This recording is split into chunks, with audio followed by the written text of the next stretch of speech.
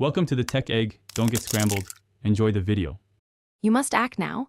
Connect and mount a dedicated external drive with free space equal to your used data. Once connected, open Settings, go to Update and Security, then Backup to find file history. This is the simplest, reliable route. Choose your external drive as the backup target and enable file history.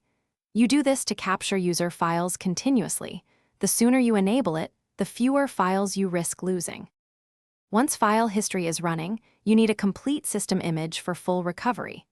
Open Control Panel, choose Backup and Restore, Windows 7, then select Create a System Image and point it to the same external drive or a second drive for redundancy.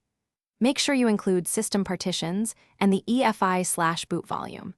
After the image finishes, create a recovery USB or system repair disk. That lets you boot and restore the image when Windows won't start.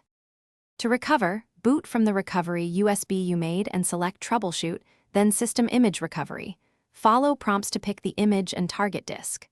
Restore only to the same physical drive or a larger one.